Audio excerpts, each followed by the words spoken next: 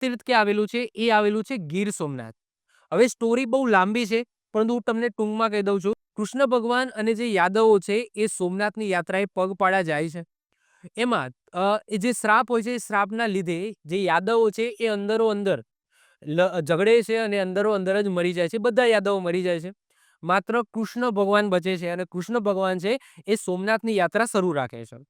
સોમનાથની યાત્રા જતા હોય છે ત્યાં વચ્ચે વિશ્રામ કરવા માટે એક ઝાડ નીચે બેઠા હોય છે, જે પીપળાના વૃક્ષનું ઝાડ હોય છે. ત્યાં જરુ નામનો પારધી આવે છે. જરુ નામનો પારધી છે એ હરણનો શિકાર કરવા માટે જાય છે.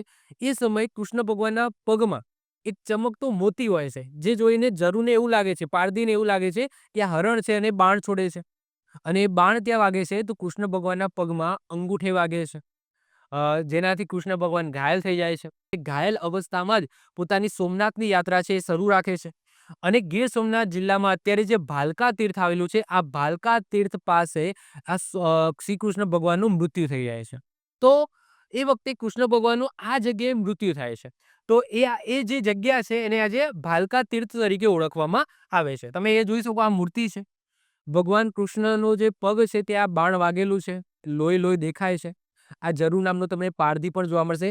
અને આ એ વૃક્ષ છે, મતલબ કે પીપળાનું ઝાડ છે, જ્યાં કૃષ્ણ ભગવાન આરામ કરવા માટે બેઠા હતા.